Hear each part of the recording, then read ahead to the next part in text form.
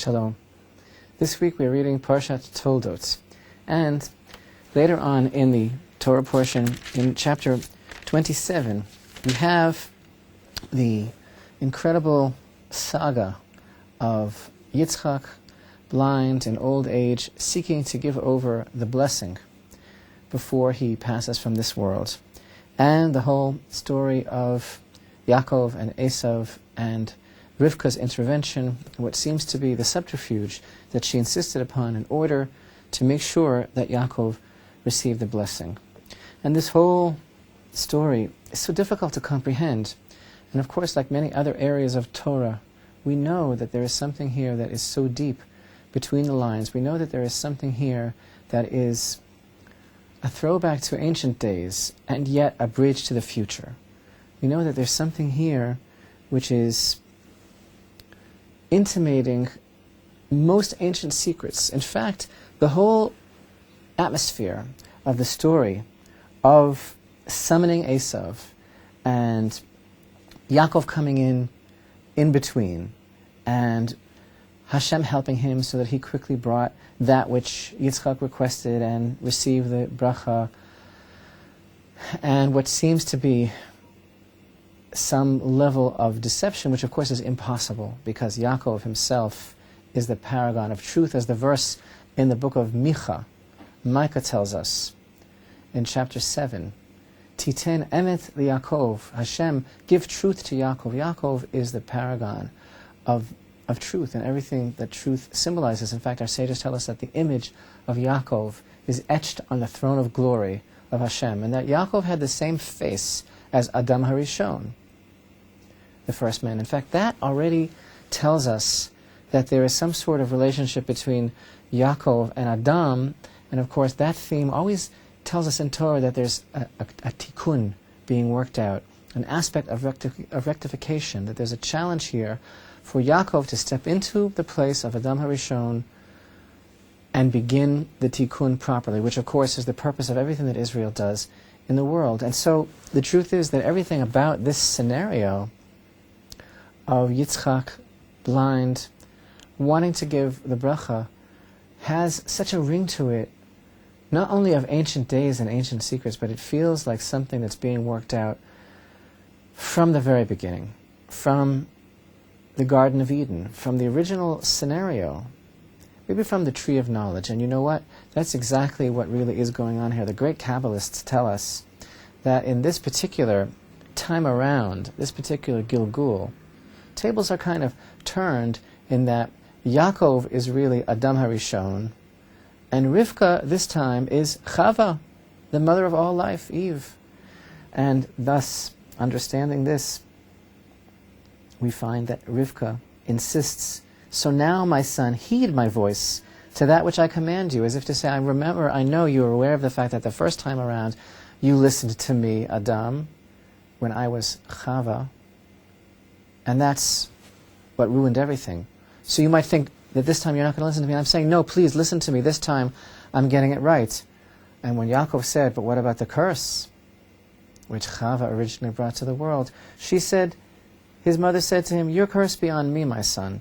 Only heed my voice and go fetch them for me. So there's something very primal, very primordial, very ancient of days being worked out here, a tikkun on the highest level. That's because Yaakov and Esav represent opposite forces, the forces that we're all dealing with in this world. The whole concept of everything that we have to do as Jews in this world, it's about elevating the whole world to Hashem's purpose. It's about finding God in everything. It's about elevating the sparks of holiness, and it's about sanctifying this physical world. And so we look at this tremendous mystery of what seems to be Yitzchak, the great tzaddik, the son of Abraham, who is ostensibly partial to Esav. And was he so naive? Was Esav really such a trickster? The verse does tell us, Kitzayid befiv, that he did this mouth hunting. He fooled him with words. But was Yitzchak really so naive that he didn't see through? And was it just that Rivka was so sharp because she grew up in the home of a wicked person, her father? Was it because Rivka had a greater level of prophecy? All those things are true, but also it's because Yitzchak saw something in Esav. He saw potential. He saw that Esav had something also going for him, that Esav was part of this world in such a physical way, that Esav was the hunter. He was the man of the earth, and the earth needs to be sanctified. And Yitzchak thought at that point, before it was clarified to him from the prophecy of Rivka and from Hashem's own word, Yitzchak really thought that Esav could do it, that Esav maybe could bring about the tikkun and fix that which Adam HaRishon started to ruin. And Yitzchak wanted Esav to go and prove that we could be immersed in this world and sanctify it, which we know is true, and elevate everything, and find the God in it, and walk that very, very narrow path. But Esav couldn't do it. Esav failed, because his entire nature, his entire essence, was one of such gross physicality, without any spiritual values whatsoever, without any room for Hashem. Esav represents the murderous force of the ego, unbridled, and the hubris of a person who doesn't have any room for Hashem in anything. And here's what our sages tell us. It's a famous comment that in the beginning of the Parsha, in chapter 25 and verse 22, it says that the children struggled within her.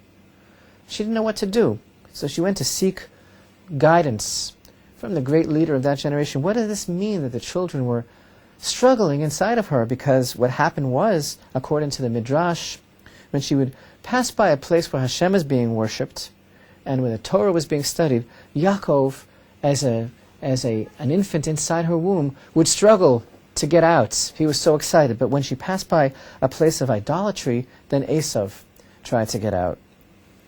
And then the Midrash tells us that they were struggling inside of her, going up and down like waves of the sea. Each one would say, I want to go out first. And according to the Midrash, finally, Esav said to Yaakov, if you don't let me get out first, I'm going to kill our mother, and I'm going to get out anyway. And so Yaakov stepped back and allowed Esav to exit first, saying, this wicked person is a murderer from the very beginning. So he let him out. Well, these words seem whimsical, and like many of the midrashic teachings of our sages, there's much more than meets the eye, and it goes much deeper. And it's a vehicle to tell us something very important. These two people, Yaakov and Esav, represent opposing forces in this world. And yes, Esav is a tragic figure. Yitzchak believed in him. He believed that he should be given the chance. He believed that he could do it, because we must elevate this world. But like Yaakov, who saw that ladder that was firmly rooted on the earth, but when Yaakov saw the ladder, it was reaching up into heaven. And Esav doesn't see the ladder reaching up into heaven. He sees himself as God, as it were. And this is the whole problem. There are two different people, two different forces in the world. We have to choose which one we identify with. Yes, we have to elevate every part of this world, find the holiness in it, liberate the holiness in it, find the God, connect with it, and fix the sin of Adam HaRishon, and listen to that voice of Rivka, and begin to enact the rectification. But there is a balance. There's a balance, and everything in this world, even the physical, is really imbued with holiness. We need to see it. And we always have to be connected to Hashem. And this is really the failure of Esav, not making a place for Hashem in this world.